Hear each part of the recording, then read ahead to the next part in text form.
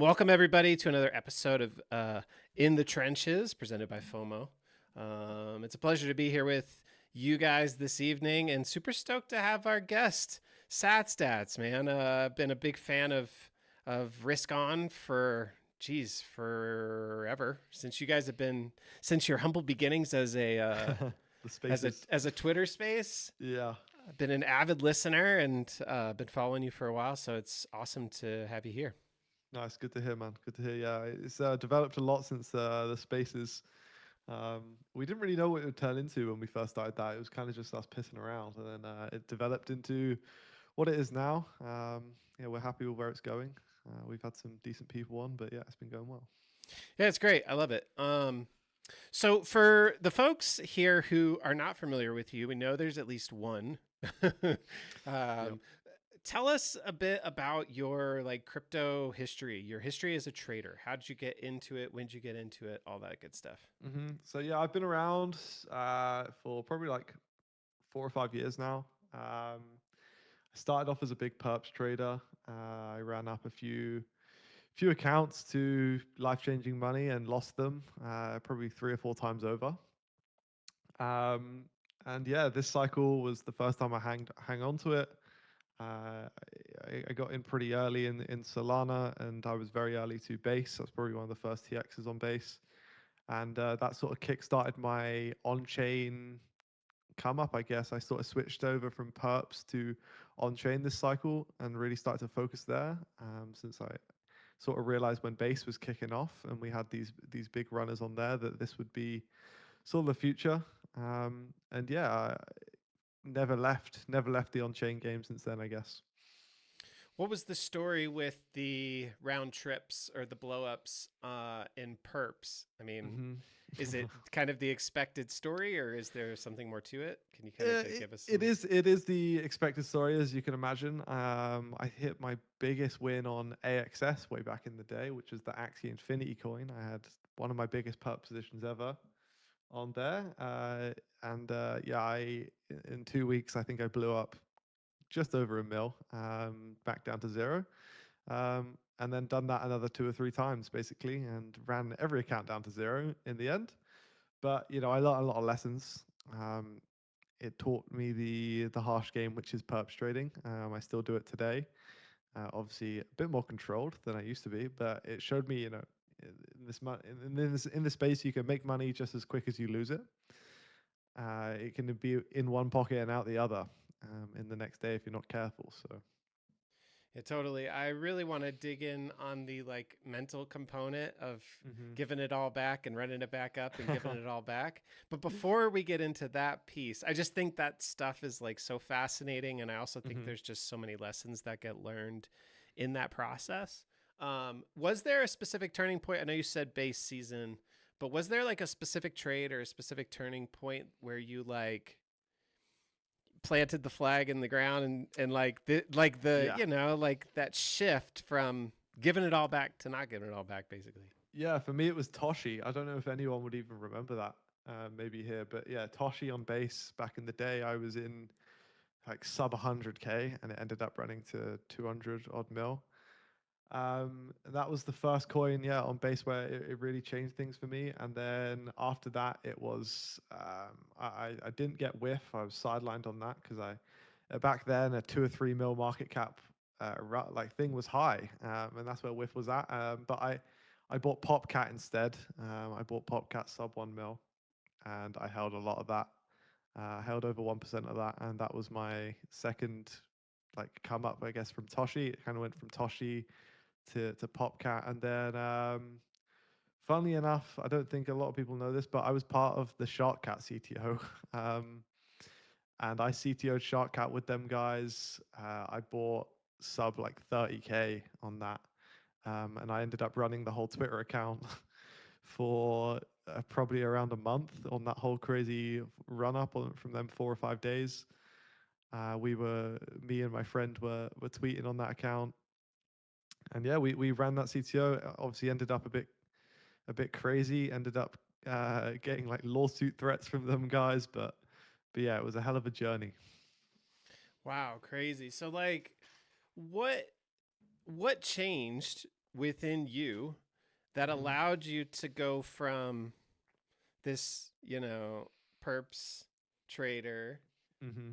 to this kind of like get in early and actually like hold the whole run? Like, was there some particular trait that like you had internally that you had to like repair or that you had to kind of like overcome to? I'll tell you what it is, and it's a bad one. It's the portfolio all-time highs. It's portfolio all-time highs, and for me, they were very high. So I had high ceilings, high expectations for myself.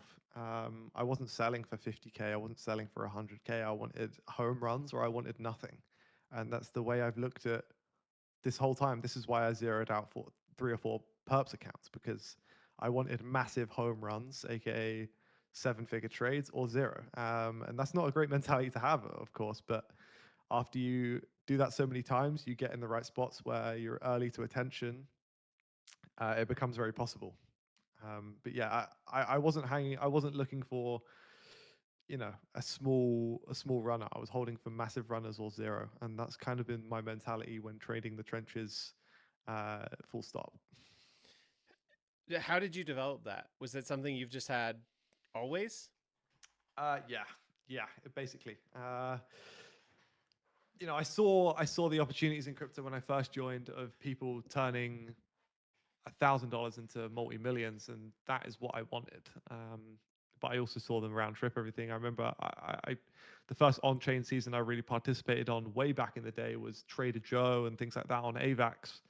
And I remember Sats Dart, the bigger account of me, what people confuse me for sometimes. He was a really big AVAX guy, and he done really, really well. And I remember watching him and going, "Wow, this is something I want to do on chain." But yeah, a lot of the perps guys as well.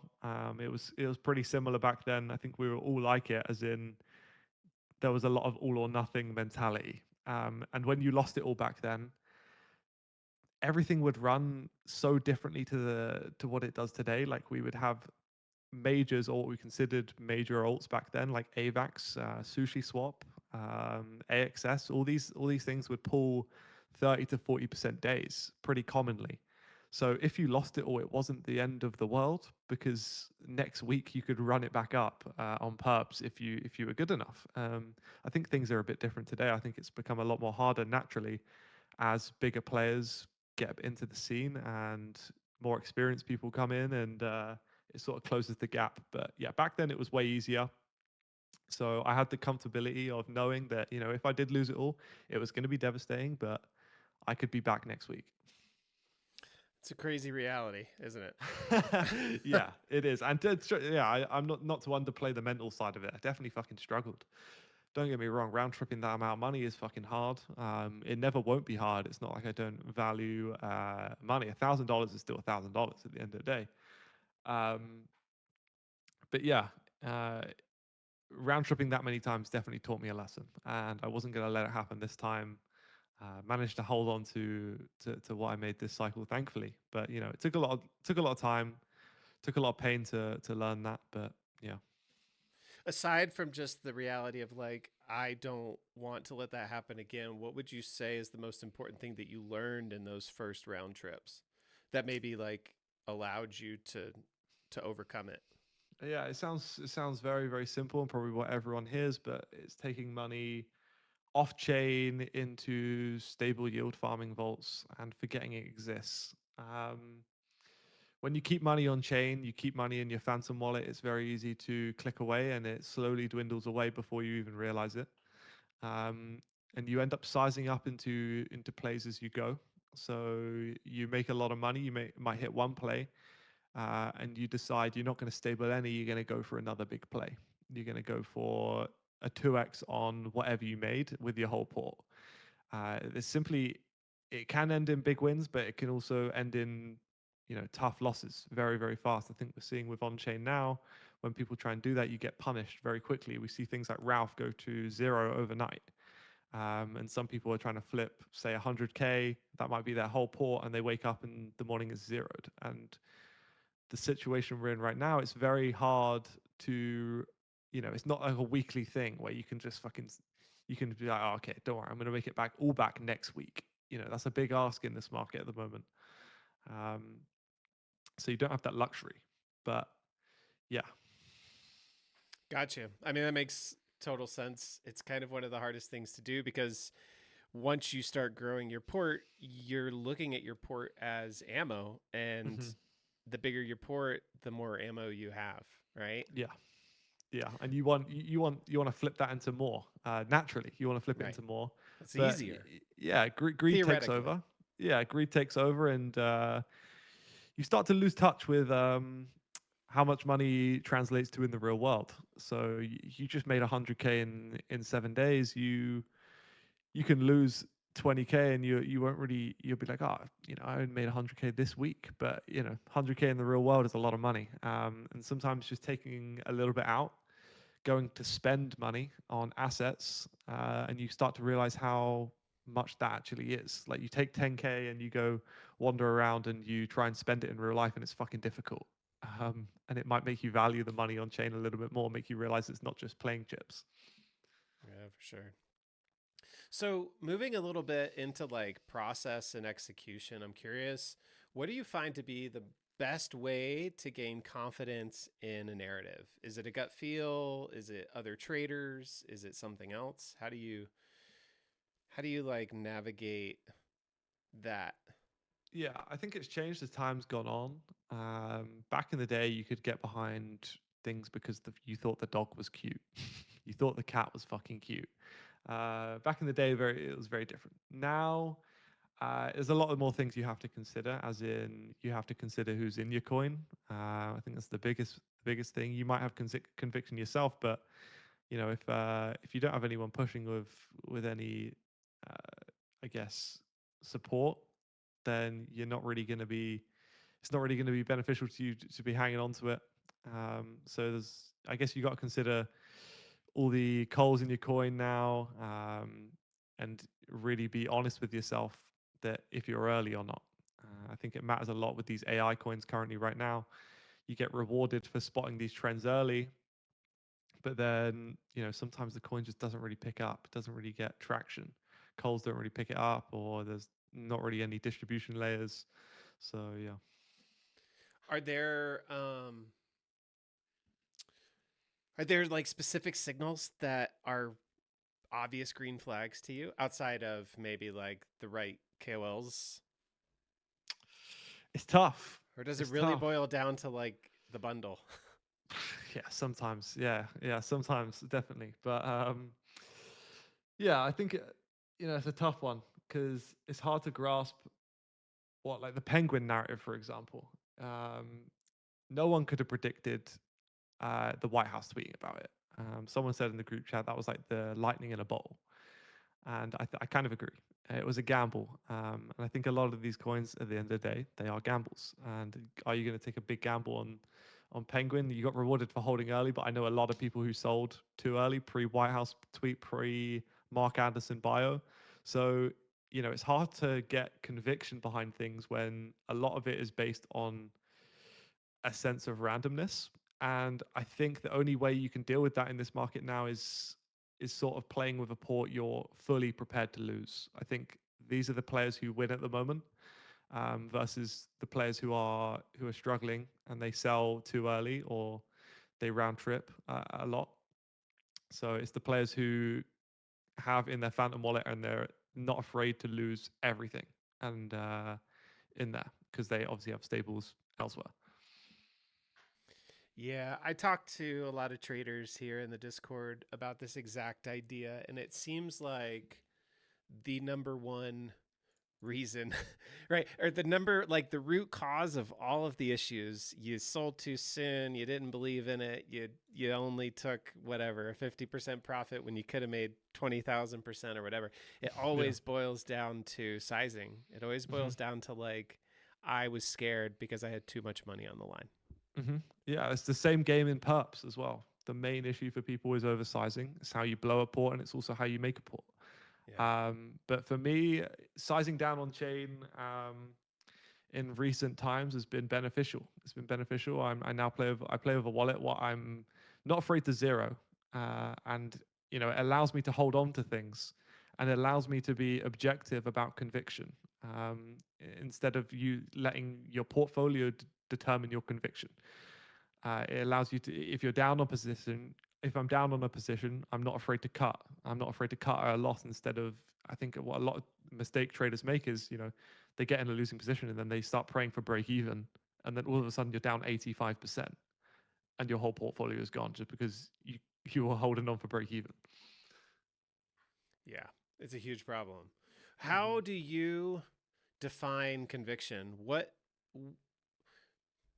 does like I don't know if I'm asking if it's like what does conviction? I guess yeah. What does conviction look like for you? Ah, it's a tough question, man. It's a tough question. What does conviction look like for me? Uh, I would say I haven't been that convicted on a token since probably gas. I think that was my main one. I had a thesis on gas what went reasonably viral, but it was more based on the launchpad and Finn, and I think that plays a big part in it now. It's what launchpad is it on, and who's behind this? Is it a new thing? Is it a new mechanism? What we're all interested in, and it's, can you build something around that? Like my thesis back then was, I was bullish on Finn. I was bullish on what bags were doing. It was a new concept with creator rewards, and that was why I got behind Gastown. Yes, it was interesting tech, but the thing in this market now is interesting tech becomes very less interesting when prices going down, and there's a new narrative to bid. There's new something else. I think what a lot of people fail to understand on chain at the moment is we're not doing anything that innovating. We're doing things what are already happening in Web 2, which makes it hard to build conviction on things. And I think that's what gives me conviction on mainly thing. I did forget about Maltbook. That was my most recent decent play. But the reason I was convicted on Maltbook was because it was something different, what they weren't doing already in Web 2. They weren't doing anything like that yet. Mark Anderson obviously interacted, and that's another, it's a lucky thing. Wasn't always going to happen when I first bid, but I sort of look for things what aren't being done already. Novelty. Yeah, yeah, And novelty. and Um, what seems to have like really escalated in the past year or so is that novelty just gets so um conflated so quickly. Like there's a novel thing and then there's 500 tokens that also express that novel thing mhm. like in an instant, Yeah, which yeah, is what and makes it so tricky. things can get vamped at any point at the moment by, this is the tough bit about bidding tech coins as well, is that there's always new tech at the moment. We're seeing with Maltbook, like Maltbook was really hot for 48 hours, and then there's new tech. In 48 hours, there's new and better tech, what people are rotating to.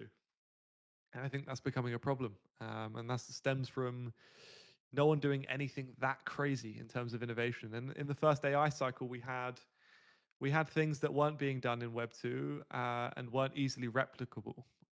We had things like what Shaw was doing, which ended up being a big nothing burger, but it had a big idea, what could and what he appeared to be building, what people could get behind, which wasn't being done anywhere else. And I think that's why we did see it go to 2-3 bill at that time. Yeah, novelty just seems to be, gosh, such a through line. Every single trader I talk to, every single one of them says Mm-hmm. the same thing.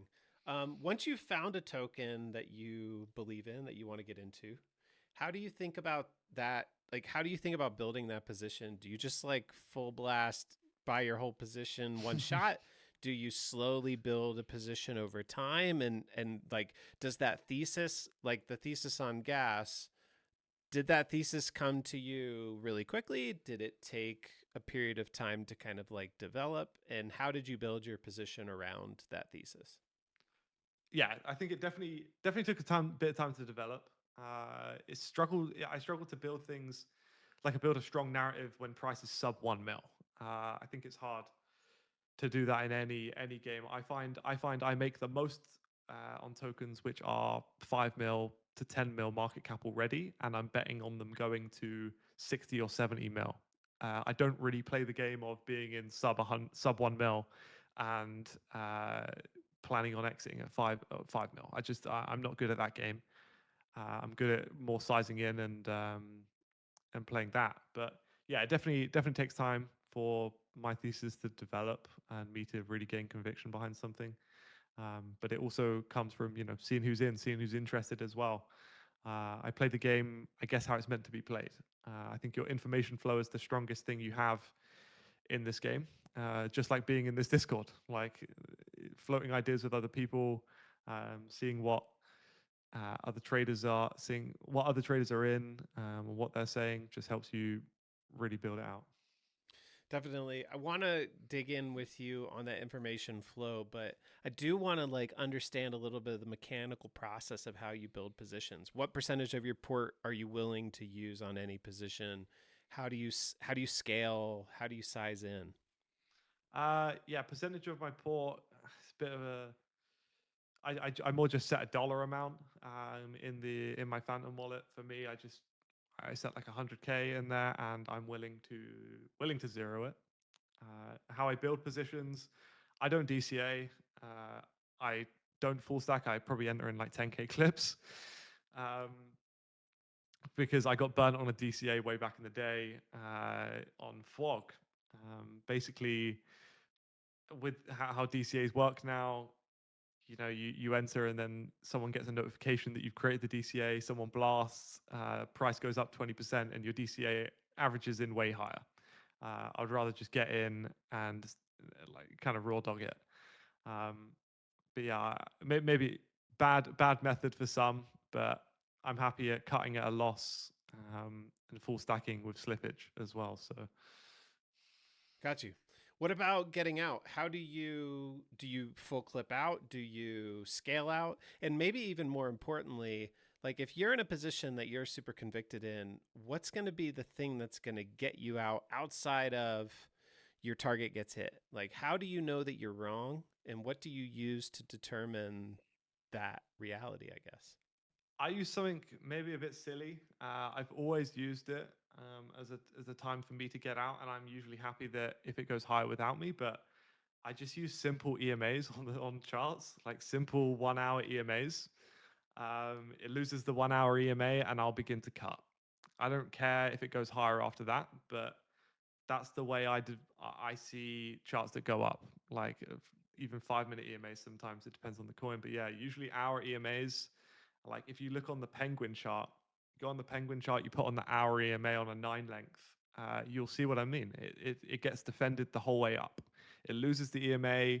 You cut it when it did go higher after, but you catch majority of the moves on chain with that. But you just got to be comfortable with when I sell, I'm comfortable that this goes up. And if you have large positions, I think an underrated tool is using meteor pools to get out.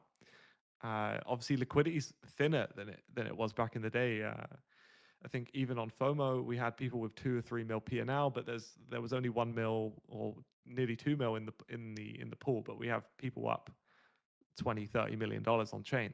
But if you sell through meteor pools, you can get out of a lot more. You don't hurt the chart as bad because you're just buying into volume. So your volume equals the liquidity to sell instead of just what's in the pool.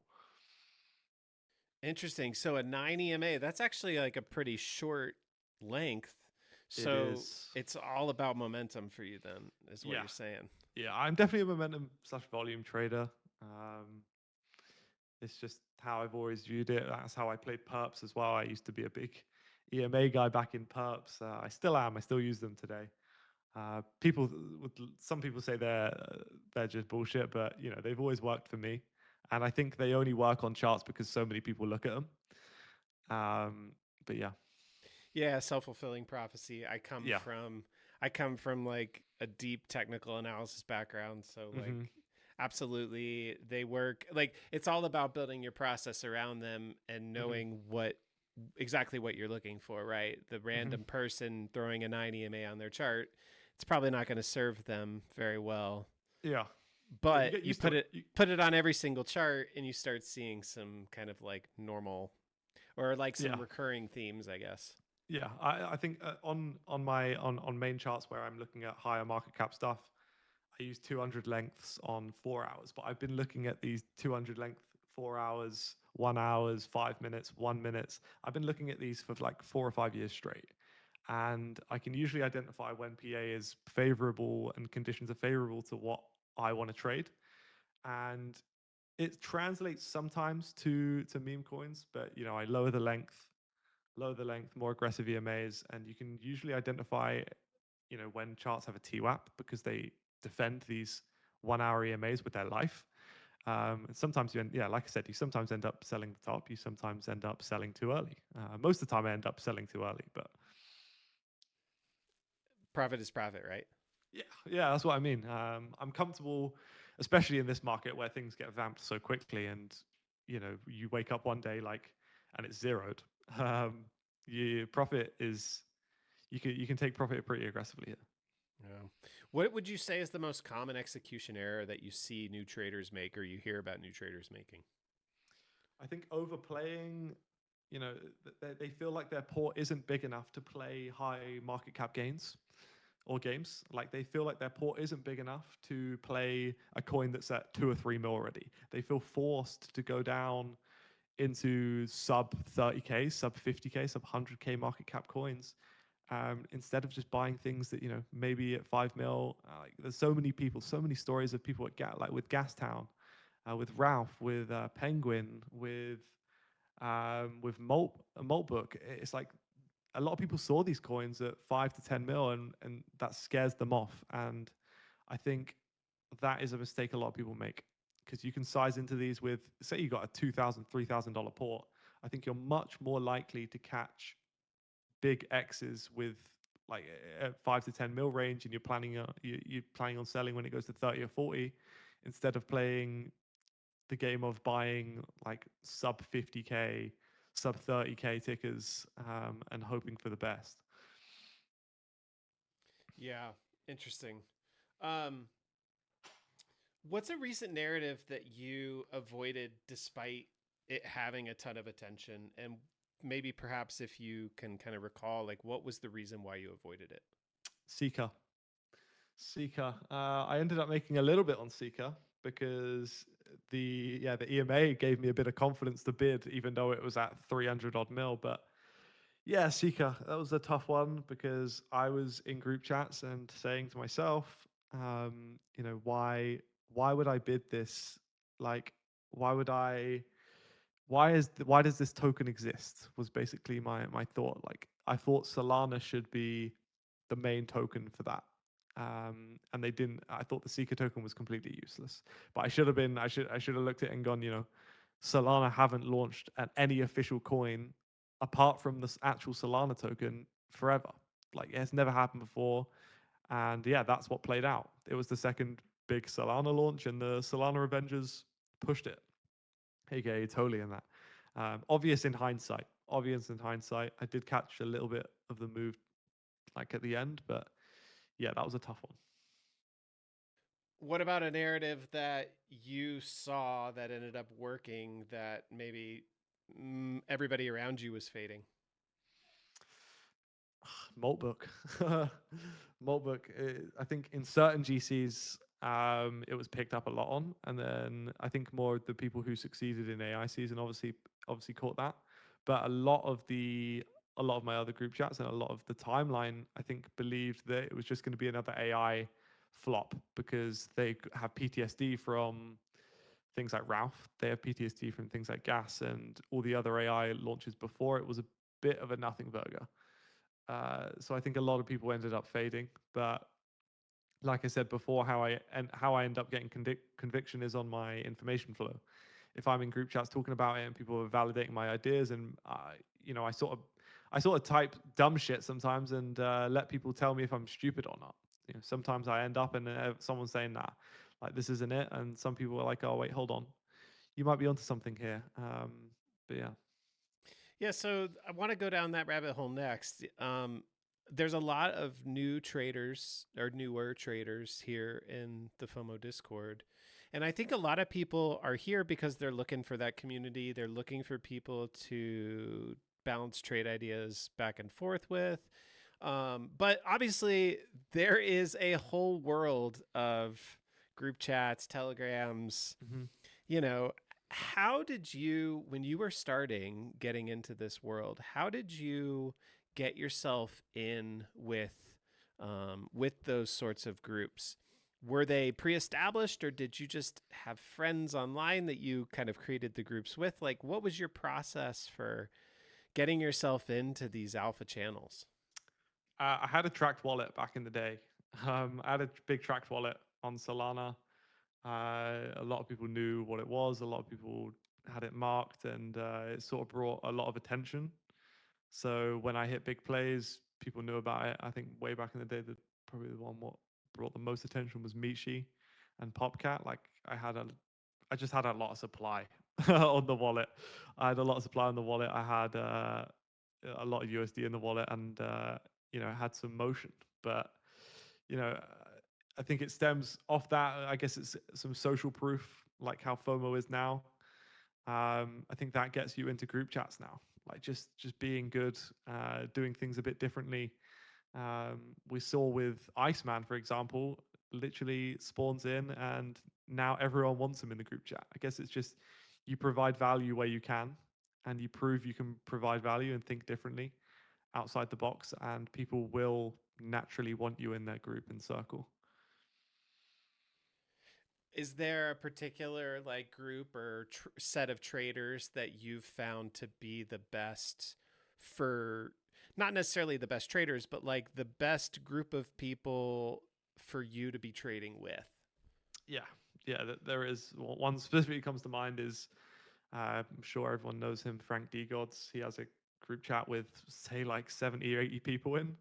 And everyone in there is on the same page. There's a lot of mix. There's some big traders, there's some small traders, there's some big accounts, and there's some small accounts. But everyone in there has individual ideas, and no one will shit on you for having a dumb one. And they are chronically online, to put it no other way. Every single day, market could be dead, market could be hot. There is 1,000 messages in there. Um, and yeah, it's a great source of information. If you sit in there all day, you simply don't miss things. And I think that's just a testament to how online everyone is in that group chat. I think Frank's done a good job of just sniffing out talent in the space. How do you go about navigating a group chat where no idea gets missed? Like Yeah. I see this in our Discord too. Like every single token that matters gets scanned, and it Hmm. usually gets scanned really early. Hmm. Whether or not it comes with some big thesis is questionable. Oftentimes it's just a scan, right? And people are Hmm. just like firing things off. But how are you able to, when every single token is kind of maybe important and meaningful, how do you pick the right one to get into? Yeah, sometimes you don't. Sometimes that is impossible. Sometimes that is impossible, but it's usually based on how many people are interested in the group chat. I think the luxury in Frank's group chat is a lot of people in there create narratives. Like there's a lot of big accounts in there who create the narratives, and will, if we all agree, something like just spawns in like that. It's usually a good indicator. In group chats without that, it becomes a lot harder, because there's sometimes, and also the case in that group chat, it becomes a case of too much information, where you're just overloaded with tickers and info, and you can't process it all. But yeah, it becomes a tough game. But that's based on individuals, isn't it? Like, how well can you take all this information in and DD quicker than other people? Definitely. So you think that maybe the fastest way to that sort of access then for traders that are on FOMO is simply rise the ranks of the leaderboard. That's going to be the way that Honestly, you're going to get in. yeah, honestly, I think FOMO have given new traders who are new, and they're good. You have an edge on chain, and you can prove yourself very easily on chain. If you're hot and that your account's hot, you're doing really well.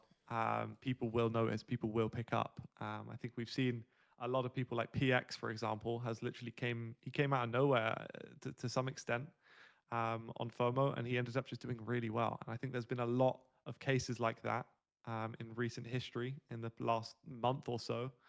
And I think that trend only continues, as in FOMO ends up dominating, how big people are found in the space. I also wonder, are group chats like that, are those guys looking down past the leaderboard and more into the individual tokens and the percentage gains on those tokens? Because like one thing I hear, like you can't, a new trader with a $500 port or $1,000 port or whatever Mm. is likely not going to show up in the top 10 leaderboard when you've Hmm. got guys with $2 million P&Ls. So like, are the guys in these group chats that you're in, are they hunting talent in alternative ways on FOMO outside of just the leaderboard? Yeah, yeah, 100%. Because we're seeing every token scanned. We see every token scanned. We open up the leaderboard, or we open up that coin, and we see you in, and your name's consistently there. You're obviously on the right track. You're obviously on the same send path as us. Oh, Interesting. I don't know, I just thought my fucking PC died because all my monitors just went black, but we're back. Oh no. Holy Yeah, cow. no, we're back. We're back. We're back. All right, we're juiced back in. I want to shift gears again and talk a little bit about this new role of yours. You just announced that you are the new head of product for bonk.fun. Congratulations. Thank you. Thank you. That seems like a scary big role. Yeah. How are you? Can you maybe give us like the 411 on how it all came to be? Yeah, so I was always talking with Tom. I've always been close with the Bonk guys. I was involved with the Bonk guys back in the day as well. Like I was just been in a lot of group chats with a lot of the guys who lead that platform on their first run up. And I always thought they were onto something. I always thought they were doing things a bit different, and I enjoyed that. And then yeah, recently I got talking to Tom, the head of Bonk Fun, and I was just bouncing ideas off him regarding the trenches and my ideas. And I think I've always been very vocal on the trenches and how I think things can change and maybe changes that can be made. I think I had a few tweets recently about creator awards, and then back in the day, I'd maybe some controversial takes on Pump Fun and even Bonk Fun at sometimes, on decisions they were making. And I think it just naturally made sense for me since how vocal I've been on launch pads. And yeah, I thought I had some good ideas, and Tom thought so as well. And yeah, I look to hopefully make a positive change. Have you ever held a role like this before? Or is this something totally new for you? It's something totally new for me. I've never really had a full blown role in crypto before. Um, I obviously worked previously in corporate roles before I got into crypto. But yeah, this is my first a big crypto role like this. Man, that's so exciting. I'm curious, like, what would you say are the biggest problems that are unsolved in the current state of bonk fun? Uh, I think I think it more comes down to the current state of the trenches as a whole. I think they're the issues we're trying to solve. It's the issues everyone's trying to solve. All the launch pads are trying to solve. But I think mainly it comes down to how create awards are. I think I had a tweet a few weeks ago. What done really well was really high engaged and showed people cared about this creator fun or creator rewards issue.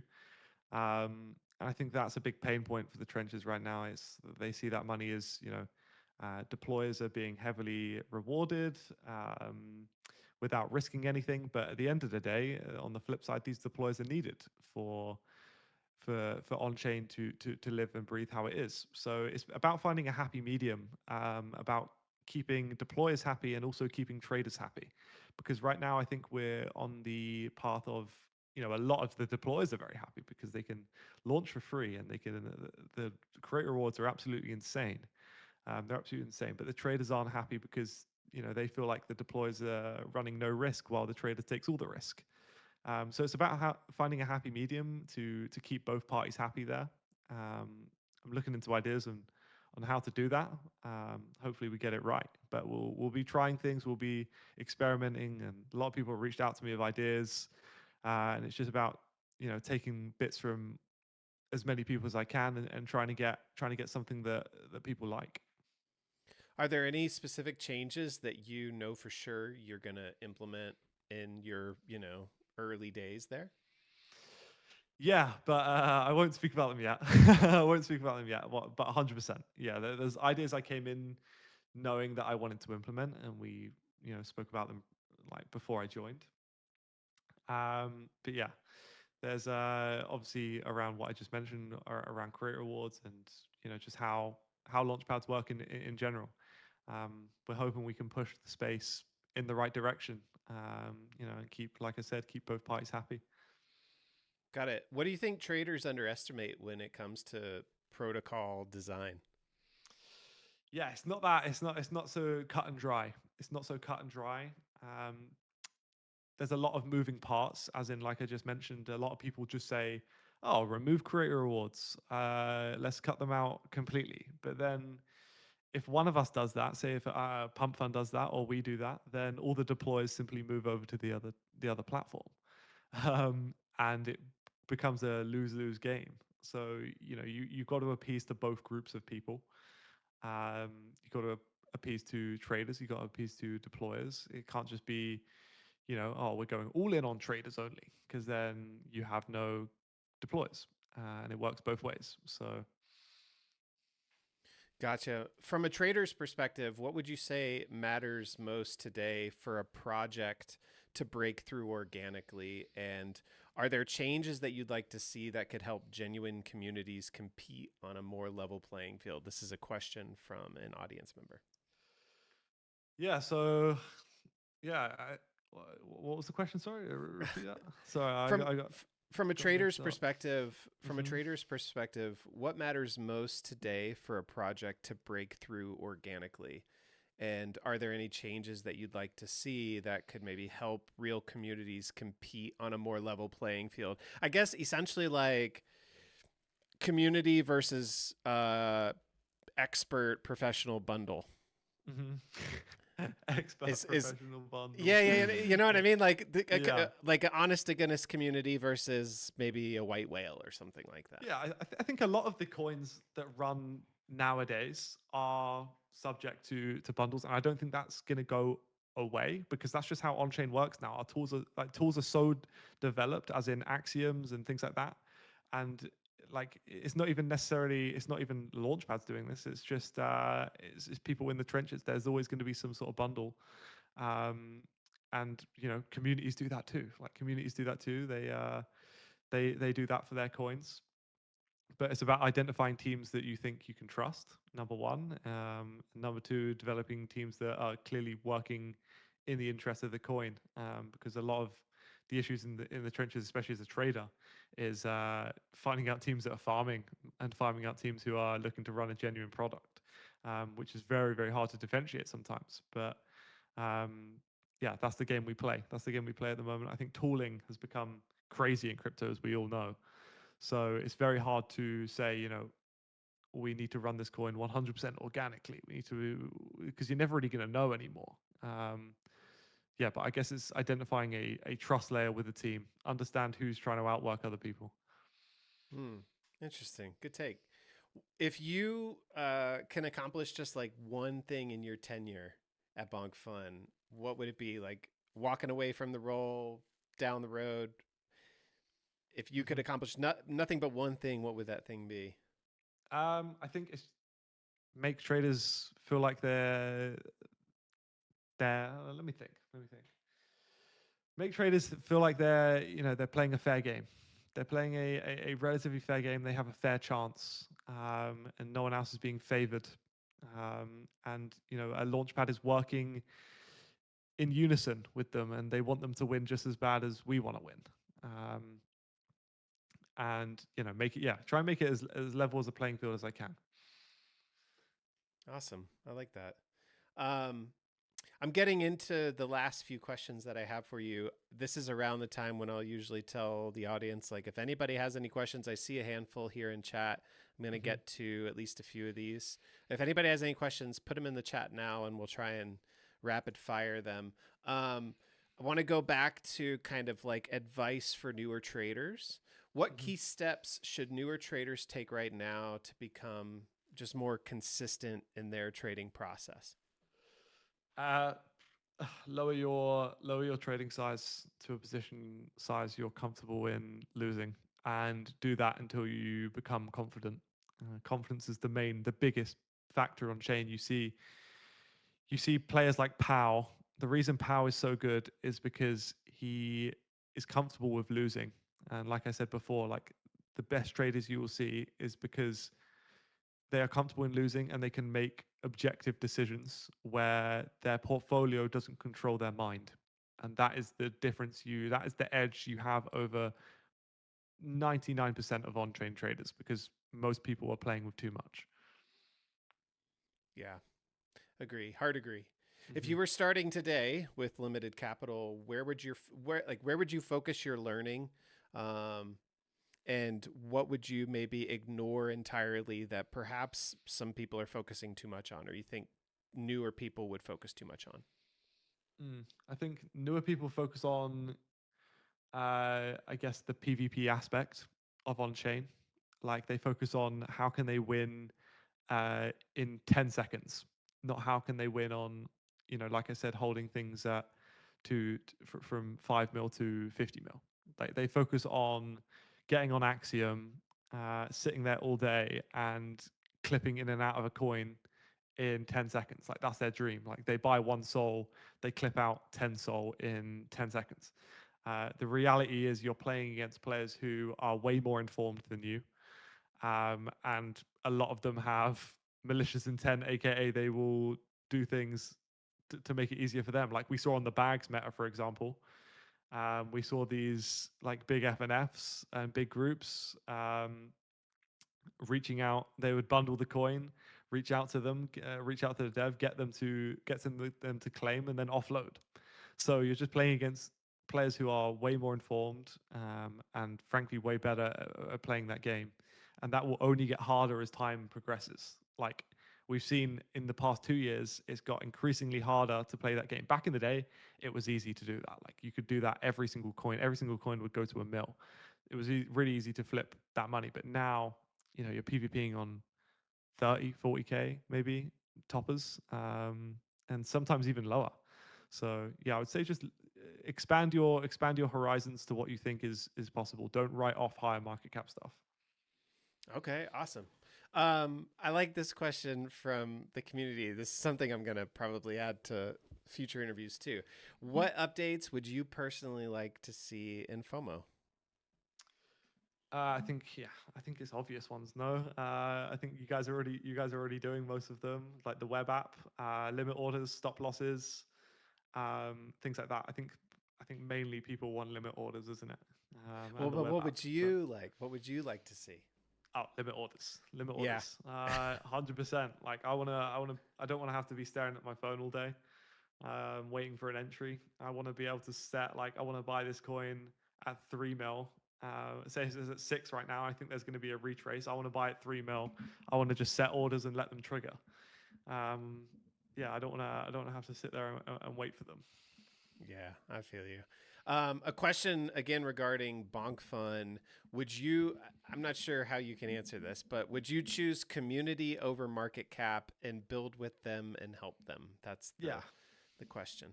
yeah, of course, of course. If generally if I see hardworking communities, I'm 100% going to pay attention. 100% going to pay attention. Like I can't miss them. You can't miss them with how active they are on Twitter. But it's about identifying the communities with good intentions and the ones with bad, because there's a mix of both. Where if there's money to be made, there will be bad actors. So Yeah, so face value, that sounds like raids, but I feel like there's got to be more to it than that. Maybe you could give us a little bit of intel of like what you might be really looking for. yeah, at face value, it does seem like raids, but it's more just conversations I'll have. Like I said in my tweet, my DMs are open. Um, and I would say, I'm a good judge of the community. That's why I'm in the role now. And yeah, I want to see, people doing cool shit, people doing something that's new, different takes, maybe different things they're trying to do. Yeah.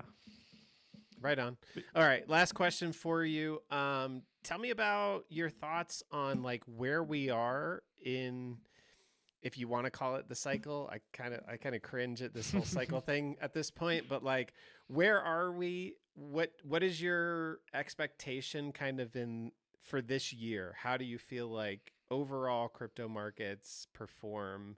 And yeah, we'll start with that.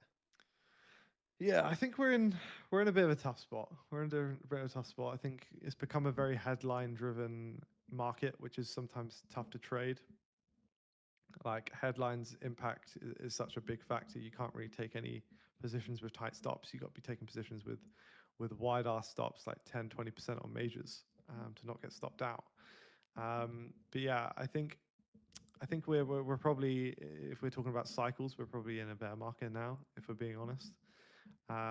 Whether that lasts another 6 months to a year is tough to forecast. Once again, I think in the previous Trump admin, it was a lot easier to forecast, and now it's becoming pretty much impossible. You can't really tell where we're going in 3 months based on politics or world events because Trump changes his mind every week. So it would be wrong of me to give a prediction of yeah we're going up, like I'm bullish of the year, and then not give you a reason. But I'm on the fence, as bad as that is. I'm majority in my, not in my trench portfolio, but in my majors. Like I'm majority cash. I've been majority cash for a while. I did hold Solana for a very long time. I got reasonably burnt on that position, but I'm happy to hold that, and I hold Zcash as well, which is two positions I believe in, which don't rely on, I guess, market conditions. I just believe in the products. Do you, no, Sanity's asking, do you expect on chain to consistently be decoupled from majors declining performance during this bear market or however long it lasts? As it, because like we've seen that just over the past couple weeks, right? Majors are doing terrible, but on chain is kind of a vibe and it's kind of popping off. Do Mm-hmm. you think that decoupling continues or is this Yes. just kind of some rare, okay. No. Yeah. 100%. It's part of the reason I took this role. Part of the reason I took this role, as in this few weeks, has been very very clear. Like there's still appetite for on-chain stuff. There's still appetite for innovation, and I don't think that will go away, and that will only accelerate as time goes on, and more people realize. I think, yeah, it's become abundantly clear that on-chain users are are staying in USD. They hold most of their portfolios in USD instead of Solana now, so they're not losing when BTC nukes. They're looking for dips to buy on their on-chain coins of people who are scared. So yeah, I think that trend 100% continues. I got to give it to people like and Y22. They were very vocal about this decoupling very early. But yeah, I think it's definitely a reality now, and one we see continue. Awesome. Yeah, I agree. Last thing, what trading skill do you think will matter more than any other in the next bull? Being selective with coins, being and being quick to cut. I would go with, if I had to pick between the two, being quick to cut your losses. Don't hang on to things that aren't running. I think a lot of people made that mistake this cycle. The biggest example is ETH. A lot of people held ETH until the death of them, while Solana ripped in front of everyone's faces. Don't make that mistake again. It is very clear what runs from the start of the cycle. Usually, whether that will be hype again, whether that will be Solana again, whether that will be something new. Yeah, don't be afraid to cut losses and be open to new ideas. A lot of people, I've seen it time and time again in numerous cycles. People get stuck into one idea and they're scared to let go of it. Love it. Sats, man, thank you so much for being here with us tonight. This has been an absolute pleasure to get to chat with you. No, thank you, man. It's been good. Really, really do appreciate it. And thank you to everybody for tuning in. We are doing our next In the Trenches episode, actually, with Sat's partner in crime from the Risk On pod, Not a Nice Wood. Cat 69. Yeah, Wood's coming in on Wednesday. So please join us for the next one. It's going to be, I believe, 12 p.m. Eastern time on Wednesday. So, yeah. All right. Thank you guys so much for being here. And Sats, again, thank you so much for your time and your wisdom. I hope that we can do this again sometime down the road. Yeah, sounds good, man. All right, brother. Have a good evening. Have a good evening, everybody. Cheers, man. In a bit. Later.